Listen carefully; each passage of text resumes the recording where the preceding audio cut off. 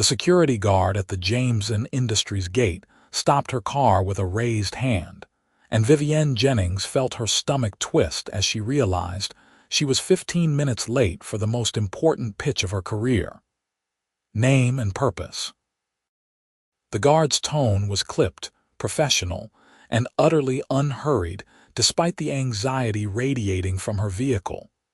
Vivienne Jennings from Jennings Fine Furniture. I have a meeting with your purchasing director at 9. She gripped the steering wheel, watching him check his tablet with maddening slowness. You're cleared. Building C, 3rd floor. He waved her through, and she pressed the accelerator perhaps a bit too hard, her vintage sedan lurching forward into the sprawling industrial campus. The Jameson name had been poison in her household for 3 generations. Her grandfather had started Jennings Fine Furniture in 1965, building custom pieces for wealthy clients throughout New England. Then Michael Jameson Sr. had opened his factory in 1970, undercutting prices with mass production, stealing contracts, and nearly bankrupting the Jennings family twice over. Her father still went red in the face at the mere mention of their rivals. And now here she was, practically begging for their business because the alternative was closing the workshop that had been in her family for 60 years. Vivienne parked and grabbed her portfolio, checking her reflection in the car window. Professional navy blazer, hair pulled back neatly, minimal makeup. She looked competent and serious, which was exactly what she needed when asking the enemy for a lifeline. Building C loomed ahead, all glass and steel, the kind of modern architecture that screamed success. She pushed through the revolving doors and announced herself to the receptionist, trying not to think about how her own office was a drafty converted barn with exposed beams and temperamental heating. Miss Jennings. A woman in a sharp pantsuit appeared from a hallway. I'm Patricia Hart, purchasing director. Please follow me. The meeting went better than expected. Patricia listened intently as Vivienne explained her proposal. Jennings Fine Furniture would create a limited luxury line for Jameson Industries' new boutique hotel chain. Custom headboards, nightstands, and accent pieces that would set their properties apart from competitors. She showed photographs of her work, detailed cost breakdowns, and testimonials from satisfied clients. This is impressive, Patricia said, making notes on her tablet. I'll need to discuss this with our executive team.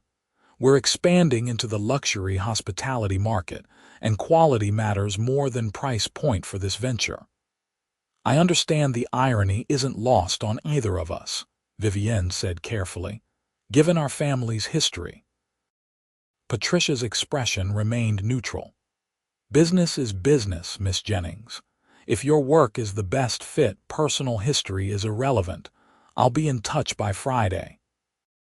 Vivienne left feeling cautiously optimistic, which lasted exactly until she walked into the parking lot and discovered her car wouldn't start. The engine turned over with a pathetic whine, then nothing. She tried again, and again.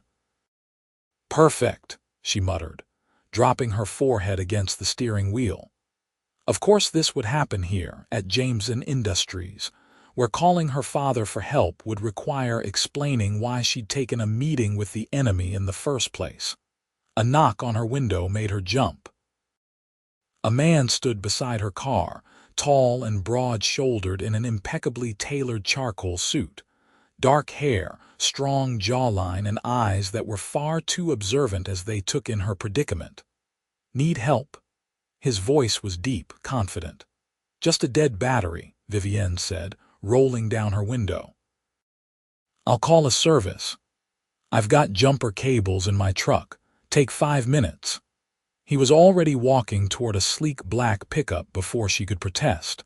Pride warred with practicality. She needed to get back to the workshop, and waiting for roadside assistance could take hours. Thank you, she called after him. He maneuvered the truck close to her sedan with practiced ease and popped the hood. Vivienne got out, watching as he efficiently connected the cables. Up close, he was even more striking. Probably in his early 30s, with the kind of quiet competence that came from someone who actually knew what he was doing rather than just pretending. "Let it charge for a minute," he said, leaning against his truck. "You had a meeting here, with purchasing, for a potential contract." She wasn't sure why she was volunteering information to a stranger. "What kind of business are you in? Furniture, custom pieces, high-end work?" She studied him, noting the expensive watch, the quality of his suit. "And you work here, something like that?" A hint of amusement crossed his features. "Family business." Ah, she should have guessed. Jameson Industries employed over 500 people across their various divisions. "I'm Vivienne, by the way. Tristan." He extended his hand and she shook it, noting the firm grip and calluses that suggested he did more than push papers. "Try starting it now." The engine turned over smoothly, rumbling to life. Relief flooded through her. "Thank you so much. I really appreciate this." "No problem." He disconnected the cables and closed both hoods. "You should get that battery checked. This one's on its last legs." "It's on my list," she said, which was true. Right below about 15 other repairs and maintenance tasks she couldn't quite afford yet. Tristan studied her for a moment, something thoughtful in his expression. "Good luck with your contract." "Thanks." She got back in her car, watching him return to his truck in her rearview mirror. Helpful and handsome, probably married with 2 kids and a golden retriever. That was always her luck. The drive back to the workshop took 40 minutes, winding through countryside that was slowly being consumed by suburban sprawl.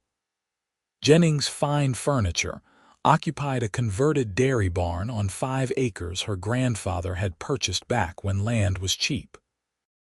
The main workshop dominated the property, surrounded by smaller buildings for storage, finishing, and her tiny office. Her father was in the workshop when she arrived, running his hand along a nearly completed dining table.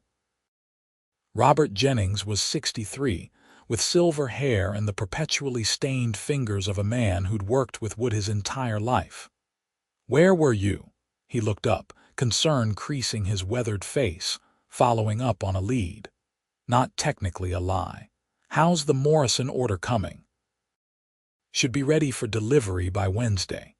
He moved closer, lowering his voice even though they were alone. "Viv, we need to talk about the numbers. I went through the books last night." Her stomach sank. "Dad, I know things are tight, but tight doesn't cover it. We've got maybe 3 months before we can't make payroll, 4 if we let Marco go, but he's been with us for 15 years. Her father's shoulders sagged. "Maybe it's time to consider selling. Thompson Furniture Group has made offers before. And do what? You'd hate retirement. This workshop is your life." Vivienne crossed her arms, defensive. "I'm working on something, a big contract that could change everything." "What kind of contract?" She hesitated too long. Her father's eyes narrowed. "Who did you meet with?" "It doesn't matter until I know if it's happening." "Vivienne Marie Jennings, who did you meet with?" "Jameson Industries." She said it quickly, like ripping off a bandage. "They're opening luxury hotels and need custom furniture. It's a 2-year contract, potentially renewable enough to stabilize us and then some." Her father's face went through several color changes. "You went to those bastards. Do you know what Michael Jameson did to this family? He stole clients, spread lies about our quality, tried to drive us out of business. That was 30 years ago, Dad, and he's dead. This is a different generation. Blood doesn't change. His son runs things now, and I guarantee he's just as ruthless." Robert paced the workshop floor, agitation clear in every movement. "We'll find another way." "There is no other way. I've been sending out proposals for 6 months. This is the first real bite we've gotten."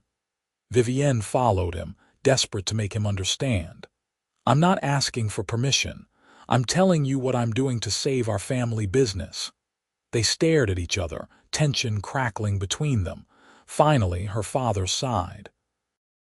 "You're as stubborn as your mother was. I learned from the best." She touched his arm gently. "Let me try this. If it doesn't work out, we'll revisit other options." He nodded slowly, though disapproval was written in every line of his face. "Keep me informed." Patricia called on Thursday afternoon. "The executive team loved your proposal. They'd like to meet with you Monday to discuss contract terms. 10 a.m. conference room in Building C." Vivienne nearly dropped her phone. Seriously. Bring your attorney if you have one. This is a significant contract and we want everything properly documented." Patricia paused. "Fair warning. Tristan Irwin, our CEO, will be in the meeting. He likes to be personally involved in major deals." "Of course. Thank you, Patricia. I'll be there."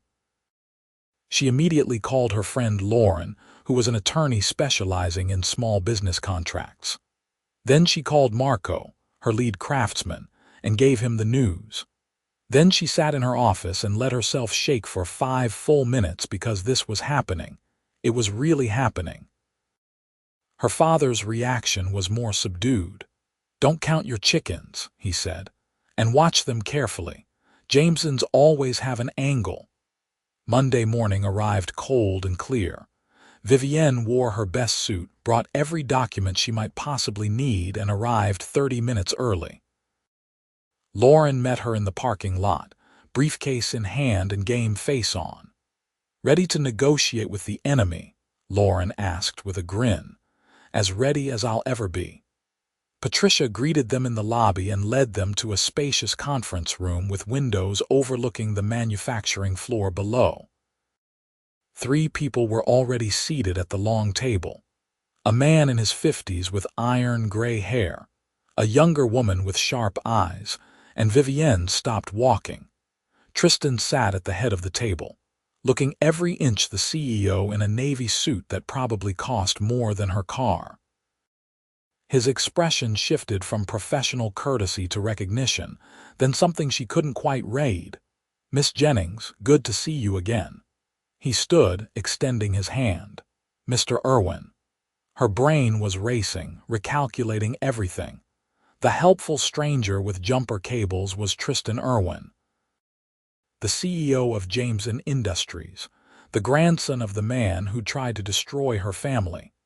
"I didn't realize you were the one who helped me last week. I don't generally announce my position in parking lots." A slight smile touched his lips. "Please sit." The meeting proceeded with professional efficiency. Tristan introduced the others: Gerald Foster, head of their hospitality division, and Monica Chen, their legal counsel. They walked through every aspect of the contract: timeline, deliverables, payment structure, quality control measures. Tristan asked detailed questions about her production capacity, her sourcing for materials, her design process. He clearly knew furniture manufacturing inside and out, which shouldn't have surprised her. This was his family business too. What did surprise her was how fair the terms were. She'd expected them to lowball her to squeeze every advantage. Instead, the contract offered competitive pricing, reasonable deadlines, and protections for both parties. "This seems very generous," Lauren said carefully, making notes. "We want quality work, and we understand that requires fair compensation and realistic timelines," Tristan said. His gaze held Vivienne's. "We're not interested in squeezing our partners. We're building long-term relationships." Gerald nodded agreement. "Our boutique hotel concept depends on standing out from competitors. Your furniture will be a significant part of that differentiation. We need you to succeed." They discussed specifics for another hour, hammering out details about designs, materials, modifications. Vivienne found herself relaxing slightly, getting caught up in the creative aspects.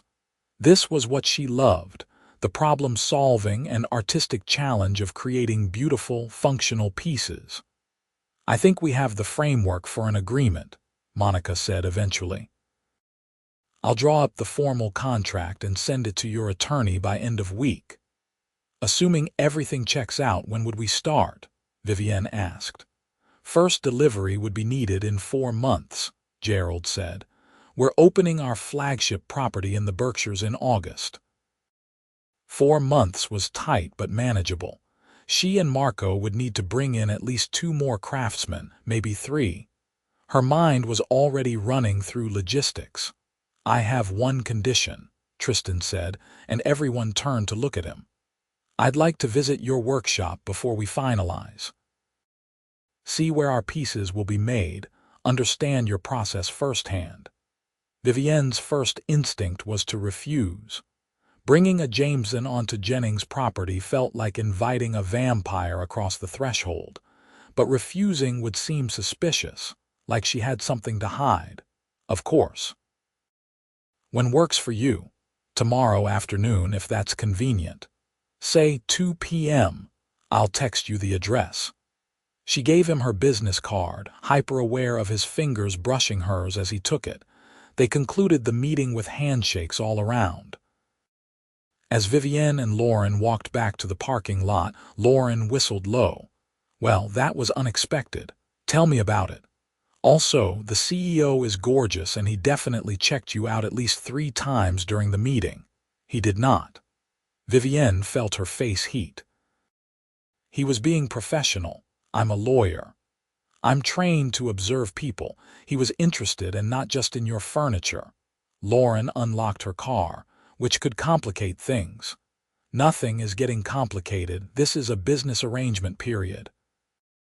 Even as she said it, Vivienne remembered the way Tristan had looked at her, the subtle warmth in his eyes when he'd recognized her in the conference room. "If you say so." Lauren clearly didn't believe her. "I'll review the contract when it comes through and call you." Vivienne spent the rest of the day cleaning the workshop, organizing tools, making sure everything looked professional. Marco raised an eyebrow at the sudden industriousness. "We have a visitor coming tomorrow, the CEO of Jameson Industries." Marco, who'd been with Jennings Fine Furniture since Vivienne was in elementary school, nearly dropped his sander. "Robert knows about this. He knows."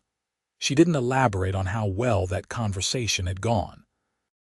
Tristan arrived precisely at 2 p.m. the next day, driving the same black pickup truck. He'd traded the suit for dark jeans and a Henley that showed off broad shoulders and muscular arms. He looked like he could actually work with his hands, not like some executive playing dress-up. "Welcome to Jennings Fine Furniture." Vivienne met him outside, trying to calm her inexplicably racing heart. "I'll give you the full tour." She walked him through the main workshop, explaining their process from initial design sketches through construction, finishing, and quality control. Tristan asked intelligent questions, occasionally running his hand along a piece in progress, testing joints and examining grain patterns. "You do good work," he said, studying a half-finished bureau. "This is all hand-cut dovetails. Marco doesn't trust machines for joinery, says they lack soul." She smiled. "He's been making furniture longer than I've been alive. He's right. You can see the difference." Tristan moved to another workbench where she had design sketches spread out. "Are these for our project, initial concepts for the hotel headboards?" "I was thinking about incorporating local materials, maybe reclaimed wood from old New England barns. Give each piece a sense of place and history." His eyes lit up. "That's perfect. That's exactly the kind of authentic detail we want." He studied the sketches more closely. "You've got real talent, Vivienne." The way he said her name sent an unexpected shiver down her spine. "Thank you." They stood there for a moment, the workshop quiet around them except for the distant sound of Marco's radio playing classic rock. Tristan was looking at her with an intensity that had nothing to do with furniture design. "Can I ask you something?" His voice was lower now, more personal. "Why did you come to us for this contract? Given our family's history, we must have been your last choice." Vivienne considered deflecting, then decided on honesty. "You were my only choice. I've been trying to keep this workshop afloat for 3 years, ever since my mom died and Dad started stepping back. Every month we're a little closer to closing. When I saw the article about Jameson Industries expanding into hospitality, I knew you'd need furniture. Good furniture, not the mass-produced stuff you usually deal with." She met his eyes. "I gambled that you'd care more about quality than old grudges." "I do." He was closer now, though she hadn't seen him move. "I'm not my grandfather, Vivienne. I know what he did to your family. It was wrong. You can't apologize for his choices." "No, but I can make different ones." His hand came up, almost touching her face, then dropped. "Have dinner with me." Her breath caught. "What? Dinner? Tomorrow night, completely separate from business?" His expression was earnest, hopeful. "I'd like to get to know you better." Everything in her screamed danger. This was Tristan Irwin, enemy territory, a complication she absolutely did not need. Her father would lose his mind. The contract wasn't even signed yet. "I don't think that's a good idea." "Why not?" "Because you're a Jameson and I'm a Jennings, and our families have hated each other for 60 years. Because we're about to enter a business relationship that could save my company. Because this is complicated before it even starts." She wrapped her arms around herself. "Pick a reason." "Those are all excuses, not reasons." Tristan stepped back, giving her space. "But I'm not going to push. The contract stands regardless, Vivienne. Your work earned this opportunity, not anything else." He pulled a business card from his wallet and wrote on the back, "This is my personal cell. If you change your mind about dinner, call me." After he left, Vivienne stood in the empty workshop holding his card, her emotions in turmoil. She wanted to call him. That was the terrifying part. Despite everything logical telling her this was a terrible idea, she wanted to see where this could go. Her father found her there 20 minutes later. "Marco said the Irwin boy was here. Tristan. And he's not a boy, he's 32. She pocketed the card. "He wanted to see the workshop before finalizing the contract. And he was impressed, professional, it went fine." Robert studied her face too closely. "Vivienne, be careful.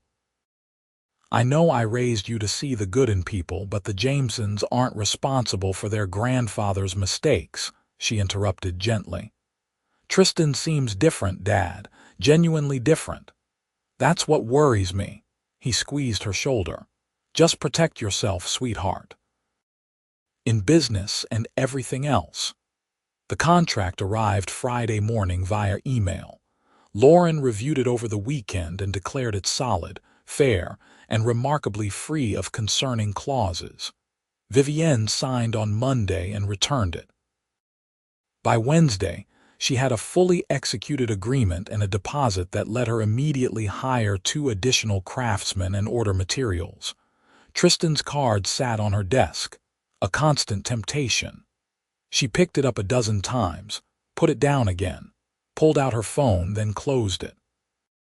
This was ridiculous. She was a grown woman, not a teenager with a crush. Except this wasn't just a crush. This was dangerous territory, the kind that could lead to real heartbreak. Thursday evening, she was working late in her office when her phone buzzed with an unknown number. "Vivienne Jennings. You haven't called." Tristan's voice was warm, slightly amused. "I was starting to think you'd thrown away my card. I considered it." She leaned back in her chair.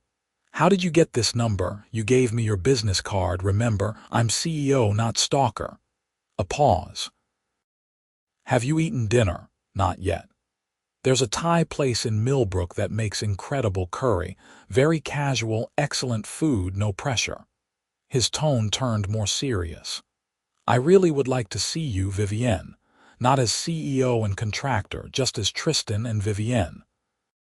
She closed her eyes, warring with herself one more time. Then she thought about the way he'd looked at her furniture with genuine appreciation, how he'd helped her in the parking lot before knowing who she was, the fairness of the contract terms. Okay. Yeah, he sounded genuinely delighted. Yeah, but I'm driving myself and I'm telling you upfront that this is probably a terrible idea. Noted, I'll text you the address. 7 p.m. I'll be there. The restaurant was small and cozy, tucked into a converted house with mismatched furniture and the kind of authentic atmosphere that came from being family-owned for generations. Tristan was already there when she arrived, standing when she approached the table. He dressed casually, jeans and a button-down with rolled sleeves. Somehow that made him even more attractive. You came. He pulled out her chair. I did. Vivienne sat, accepting a menu from the hovering waiter. Against my better judgment, I'll try to make it worth the risk. His smile was genuine, reaching his eyes. Order whatever you want. The green curry is amazing, but honestly, everything here is good. They ordered, and then the conversation flowed with surprising ease. Tristan told her about studying business at Cornell, but spending his summers working on the factory floor, learning every aspect of manufacturing. My grandfather built an empire, but he was ruthless about it, Tristan said. My father tried to soften some of that, focus on quality and fair dealing, but he died when I was 25. I inherited everything too young, with a reputation I didn't earn and had to work to overcome. That must have been hard. It was. Still is sometimes. He traced patterns on the tablecloth. People see the Jameson name and make assumptions, usually negative ones, often deserved based on history. His eyes met hers. You had every right to refuse to work with us. I almost did. My father certainly thinks I should have. Vivienne took a sip of her Thai iced tea. But I couldn't let pride destroy what my grandfather built. Sometimes you have to set history aside and make practical choices. Is that what this is? A practical choice? The question was soft, loaded with meaning. I don't know what this is yet. She was being honest, vulnerable in a way that felt dangerous. Tell me something real, Tristan, not CEO facts or business school stories, something true about who you are. He considered for a moment. I restore old furniture in my garage. Pieces I find at estate sales or antique shops, things most people would throw away. I bring them back, repair joints, refinish surfaces, give them new life. He looked almost embarrassed. It's the only time I feel completely present, not thinking about profit margins or market share, just the wood and the work. Vivienne felt something shift in her chest. That's why you knew what you were looking at in my workshop. I'm not in your league, but yeah, I understand the craft. His expression was earnest. That day in the parking lot, I helped you because you looked stressed and I could fix the problem. Learning who you were later, seeing your work, it just confirmed what I already suspected. What's that? That I wanted to know you better. He reached across the table, his hand palm up in invitation. That maybe some things are worth pursuing despite complications. She hesitated only a moment before placing her hand in his. His fingers closed around hers, warm and strong, and the connection felt electric. They talked through dinner and dessert, sharing stories about difficult clients and workshop disasters, favorite pieces they'd created, dreams for future projects. Tristan was funny and self-deprecating, passionate about craftsmanship, thoughtful about business ethics. Not at all what she'd expected from a Jameson. I should go, Vivienne said eventually, though she didn't want to. It was nearly 10 and the restaurant was starting to close around them. Can I see you again? Tristan stood as she did, still holding her hand. Maybe this weekend. There's a craft fair in Rhinebeck on Saturday, lots of furniture makers and artisans. You want to spend your Saturday at a craft fair. I want to spend my Saturday with you. He said it simply, no games or pretense. The craft fair is just an excuse. She should say no. This was moving too fast, getting too complicated. But standing there with her hand in his, looking into eyes that held nothing but genuine interest and warmth, she couldn't bring herself to care about complications. Okay, Saturday. His smile could have lit the entire restaurant. I'll pick you up at 10. Friday was a blur of work, selecting wood for the hotel pieces, meeting with her new craftsman, coordinating with Marco on production schedules. Vivienne buried herself in logistics, trying not to think about the fact that she was going on a date with Tristan Irwin. Her father noticed her distraction. You're a million miles away. Just thinking through the project timeline. Not entirely a lie, the Jameson contract. He said it flatly, and she braced for another lecture. Instead, he sighed. Your mother would tell me I'm being a stubborn old fool. That holding on to grudges helps no one. Dad, let me finish. He set down his tools, turning to face her fully. I've been thinking about what you said about this being a different generation. Maybe you're right. Maybe it's time to let go of old anger. His expression softened. Just promise me you'll be careful, in business and anything else. I promise. She hugged him, grateful for the grudging acceptance. Saturday morning arrived with perfect spring weather. Vivienne changed outfits 3 times before settling on jeans, boots, and a light sweater. Casual but put together, comfortable for walking. Tristan arrived exactly at 10, driving the pickup rather than whatever luxury car he probably owned. He dressed similarly, jeans and a flannel shirt that made him look like he belonged in her workshop rather than a corporate boardroom. Ready. His smile was warm, eyes lingering on her in a way that made her feel beautiful. Ready. The craft fair sprawled across several acres, white tents housing everything from pottery to jewelry to, yes, furniture. They wandered through slowly, stopping to examine work that caught their eye, discussing techniques and design choices. Tristan bought her a hand-thrown mug from a local potter because she mentioned loving the glaze color.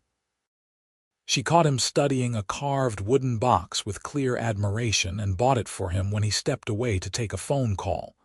You didn't have to do that, he said when she presented it. You bought me the mug. Fair is fair. She watched him run his fingers over the intricate carving. Besides, you clearly loved it. I do. He pulled her closer, his arm sliding around her waist. Thank you.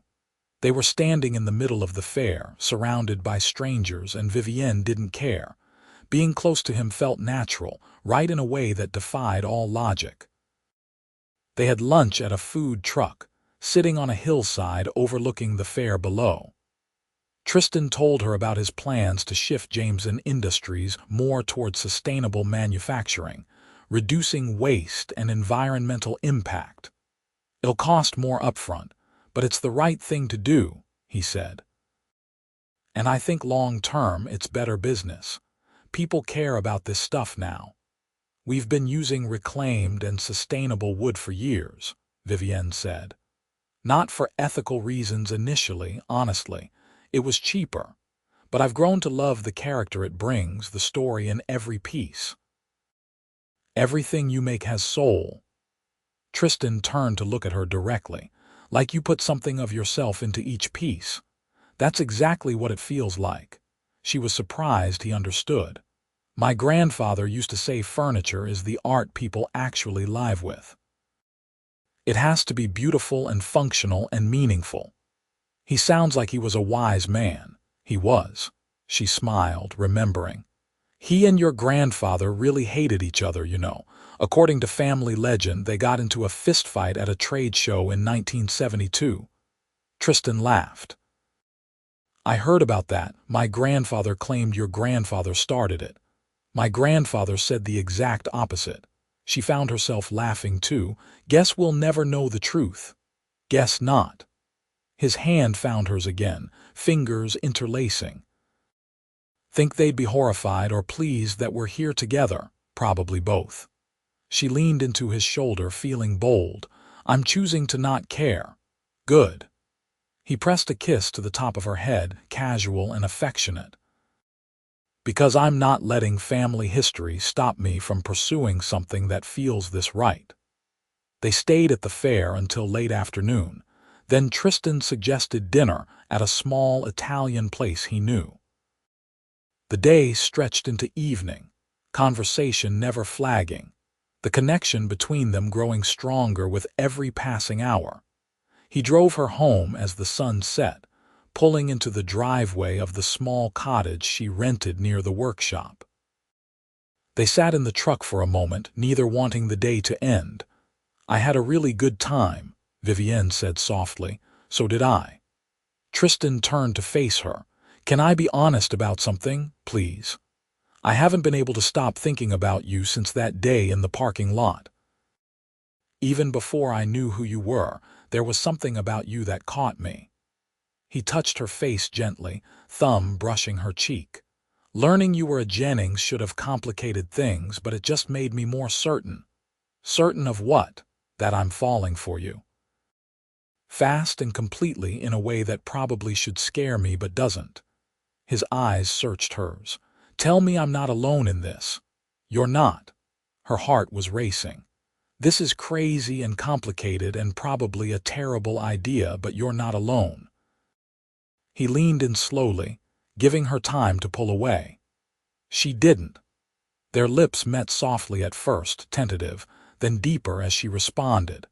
His hand slid into her hair, hers gripped his shirt, and the kiss held all the pent-up tension and attraction that had been building between them.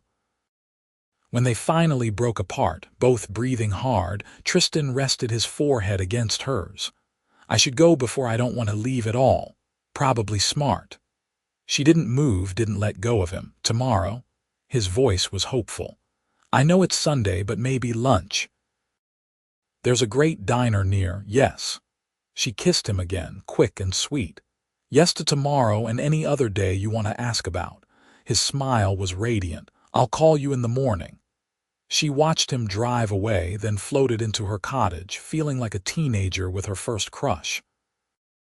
This was dangerous territory. She knew that. But for the first time in years, she felt genuinely, wildly happy. Sunday lunch turned into an afternoon drive through the countryside. Monday evening, he brought pizza to the workshop and helped her organize her design files. Wednesday, they had dinner at a steakhouse where they both ordered rare ribeyes and laughed about having the same taste. Friday, he invited her to his house, a stunning contemporary on 20 acres, and showed her his garage workshop where he kept his restoration projects. This is amazing, Vivienne breathed, examining a Queen Anne chair he was refinishing. The detail work is incredible. Coming from you, that means everything. He came up behind her, arms sliding around her waist. I was nervous showing you this. It's pretty personal. She turned in his embrace. Why? Because this is where I come to remember who I am beyond the business. It's my sanctuary. He kissed her softly. Bringing you here means something. I'm glad you did. She wrapped her arms around his neck. I want to know all of you, Tristan. Not just the CEO, but the man who restores furniture because it brings him peace. They made dinner together in his chef-quality kitchen, working side by side with easy coordination. Afterward, they curled up on his leather couch, talking and kissing until Vivienne realized it was past midnight. I should go, she said reluctantly. Stay. His arms tightened around her. It's late and I have a guest room. Or you can take my room and I'll take the guest room. I just want you safe and not driving tired. She knew staying was a line they hadn't crossed yet, a statement about where this was heading. But she was tired, and being in his arms felt better than anything had in years. Okay. She did take the guest room. though they stood in the hallway kissing for 20 minutes first, neither wanting to separate. When she finally closed the door, she found the room perfectly appointed with everything she might need, including new toiletries still in packaging. Her phone buzzed with a text from Lauren. "Where are you? You were supposed to call me tonight about the Morrison delivery." Vivienne winced. She'd completely forgotten. "Sorry, got distracted. Everything went fine." Morrison loved the table. Distracted by a certain CEO, maybe. Girl. Details tomorrow, and be careful. The next week fell into a pattern. They saw each other almost every day, stealing time between work obligations, learning each other's rhythms and preferences. Tristan loved dark chocolate and classic rock. Vivienne was addicted to true crime podcasts and made terrible coffee. He was a morning person. She came alive after sunset. He left cabinets open. She was obsessive about closing them. They fit together despite the differences, or maybe because of them. But the secret was starting to weigh on Vivienne. She hadn't told her father she was seeing Tristan, and the omission felt like a lie. Marco had figured it out when Tristan showed up at the workshop 3 times in 1 week, but he'd kept quiet, just giving her knowing looks. "You need to tell Robert," he said one afternoon when Tristan had left after bringing lunch, "before he hears it from someone else." "I know," she rubbed her face. "I'm just trying to find the right time." "There's no right time for this, kid, just honest." That evening she drove to her father's house, the Victorian where she'd grown up, and found him in his woodshop out back. "Dad, we need to talk." He looked up from the birdhouse he was assembling. "That's never a good opening." "I'm seeing someone." She took a breath. "Tristan Irwin." The silence stretched long enough to hurt. Her father set down his tools carefully, his face unreadable. "How long?" 3 weeks. "It started after he came to see the workshop." She rushed on before he could interrupt. "I know what you're thinking, but he's not like his grandfather. He's kind and thoughtful, and he really cares about the craft. About me. He's a Jameson. He's a person, Dad. One who happens to share DNA with someone who wronged our family decades ago." She moved closer. "You raised me to judge people by their actions, not their name. Tristan's actions have been nothing but honorable. Does he know how you feel about him?" "Yes, and he feels the same way." She softened her voice. "I'm not asking for permission. I'm asking for your support, or at least your understanding." Robert was quiet for a long time, studying her face. Finally, he sighed. "You're serious about him." "I am. And the contract. If things go wrong between you two personally, the contract is separate. We've both been clear about that." She touched his arm. "I need you to trust me on this, Dad. Trust that I know what I'm doing." "I trust you." He pulled her into a hug. "I don't trust him yet, but I trust you. That'll have to be enough for now." Relief flooded through her. "Thank you. Invite him to dinner. Next Sunday." Her father pulled back, his expression stern. "If he's going to date my daughter, I want to meet him properly. See what kind of man he really is. That's fair." She kissed his cheek. "You'll like him, I promise." When she told Tristan about the dinner invitation, he paled slightly. "Your father wants to meet me, officially." "Is that a problem?" They were at her cottage, cooking dinner together.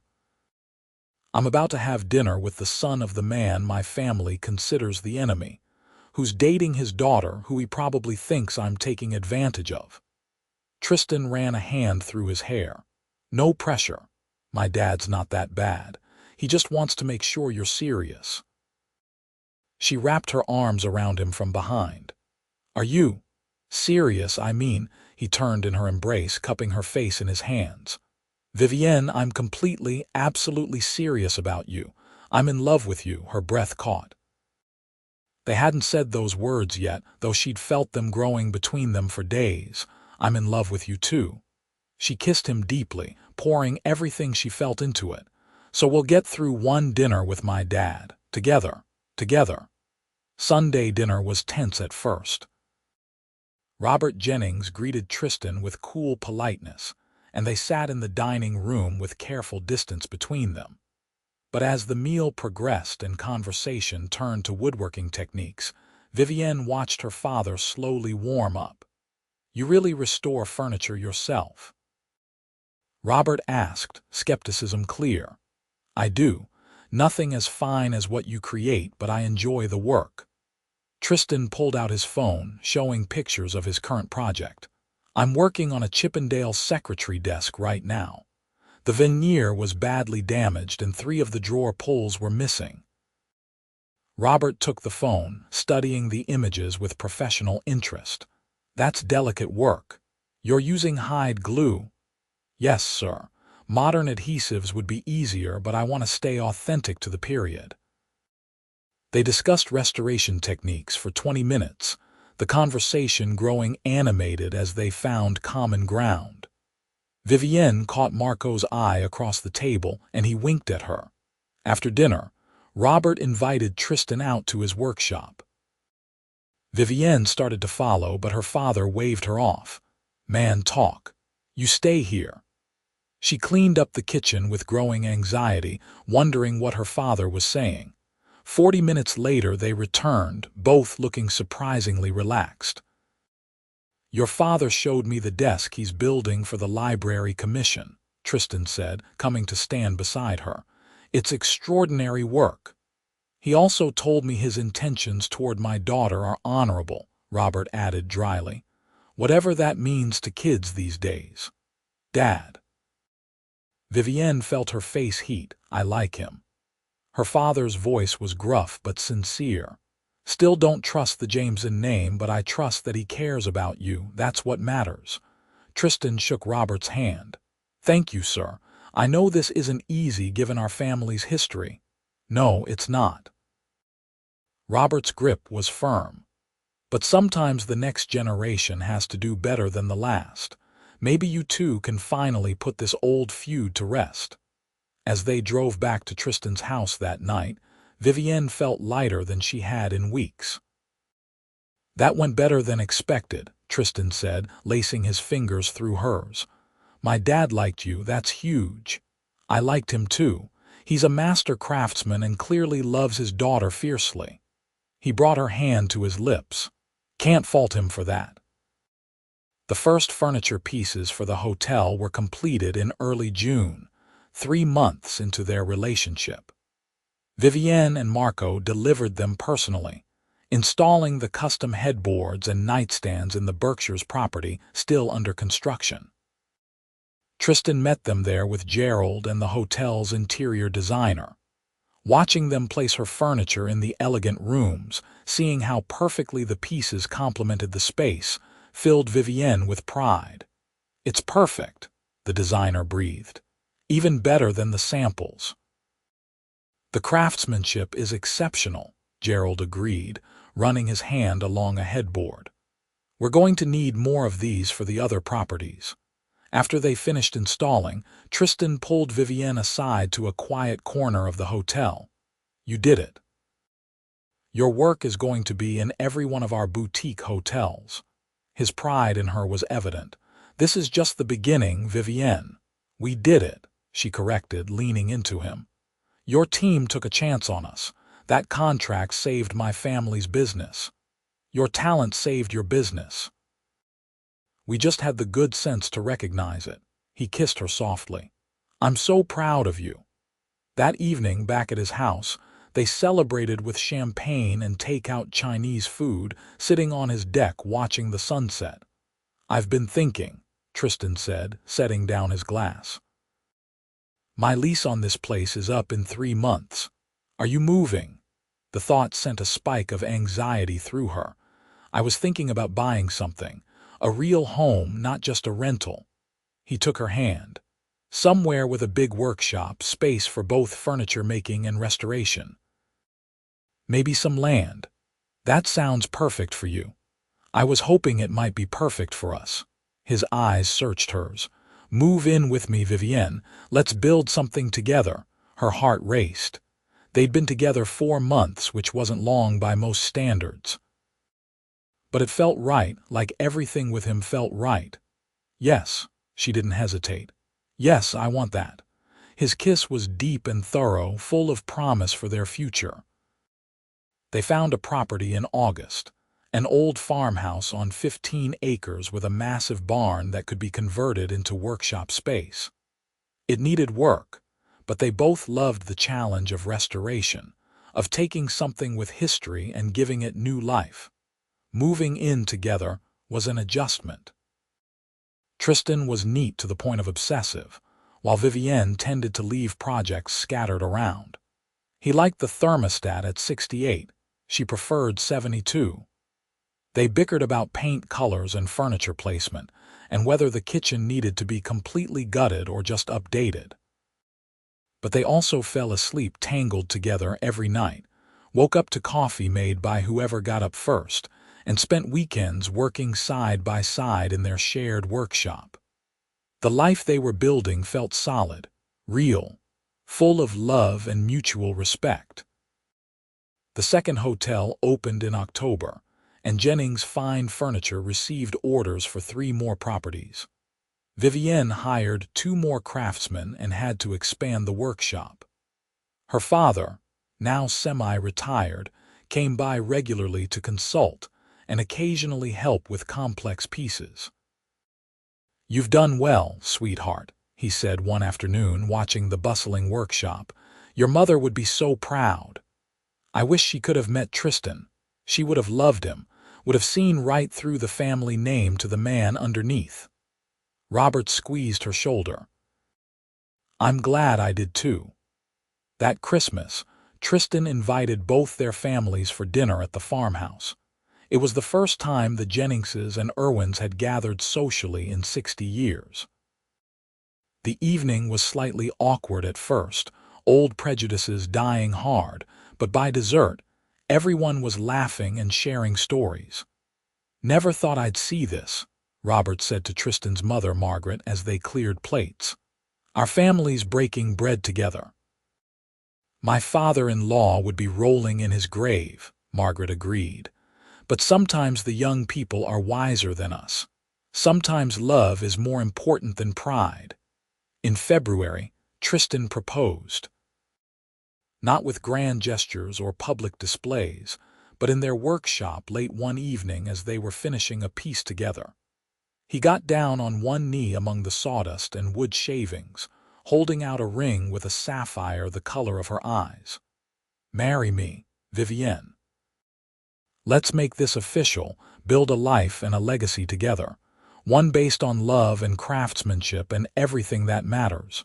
She pulled him to his feet, kissing him through happy tears. "Yes, absolutely yes." They married in May, a small ceremony in their barn workshop surrounded by family and close friends. Vivienne wore a simple lace dress and carried wildflowers. Tristan couldn't stop smiling the entire day. "Who would have thought," he said during their first dance, holding her close, "that a dead battery and some jumper cables would lead to this?" "I think we would have found each other eventually," she replied. "Some things are just meant to be, even when they are forbidden, especially then." She kissed him softly. "The best things are worth fighting for." Over the next 2 years, Jennings' Fine Furniture grew into a thriving business, supplying not just Jameson Industries hotels, but also private clients and other commercial properties. They moved the operation into half of their renovated barn, using the other half for Tristan's restoration work and their personal projects. When Vivienne discovered she was pregnant, they were in the workshop together, working on a crib Tristan had designed. She'd been feeling off for days but attributed it to stress. "I'm late," she said suddenly, the realization hitting her. Tristan looked up from his sanding. "For what, my period? I'm 2 weeks late." Her hand went to her stomach. "Tristan, I think I might be pregnant." His face went through several expressions before settling on joy. "Really?" 3 positive tests later, they sat on their front porch, holding hands and watching the sunset, contemplating the next chapter of their lives. "A baby," Tristan said wonderingly. "Our baby. "Are you scared?" she asked. Terrified, he pulled her closer. "And completely thrilled. We're going to be parents. Our child will carry both the Jennings and Irwin names. The feud really will be over. It's been over." He kissed her temple. "The moment you said yes to dinner with me, we started writing a different story." Their daughter was born in December, a healthy 8 pounds with her father's dark hair and her mother's smile. They named her Evelyn Margaret, honoring both grandmothers. Robert cried when he held her for the first time. "She's perfect. Absolutely perfect." "The first Jennings Irwin," Margaret said, tears in her own eyes. "A new beginning." Standing in the hospital room, surrounded by both families cooing over the newest addition, Vivienne leaned into Tristan's embrace. Their journey had started with a dead battery and a kind stranger in a parking lot. It had been complicated by family history and business entanglements, by old grudges and new risks. But every challenge had been worth it. Every moment of doubt had been answered by deeper certainty. Love, real love, was worth everything. Worth overcoming prejudice and taking chances, worth being vulnerable and choosing hope over fear. "I love you," she whispered to Tristan, watching him gaze at their daughter with absolute adoration. "I love you too." He kissed her softly. "Thank you for taking a chance on me, on us. Best decision I ever made." Outside the hospital window, snow began to fall, covering the world in white. Inside, two families that had been rivals for 3 generations gathered around a newborn baby, celebrating not just her arrival but the love that had made peace possible. The forbidden had become forever. The complicated had become clear. And Vivienne knew, with absolute certainty, that every risk had been worth taking for the life they'd built together, for the love that had changed everything. Years later, when Evelyn was old enough to understand, they would tell her the story of how her parents met. How a dead battery and jumper cables brought together two people from rival families. How love had been powerful enough to overcome decades of animosity. How sometimes the most worthwhile things in life are the ones that seem impossible at first. But that was a story for another day. For now, they simply held each other and their daughter, a family built on love and forgiveness, on second chances and new beginnings. The Jennings and Irwin families, once enemies, now united by the strongest bond of all, and it was perfect. Absolutely, completely perfect.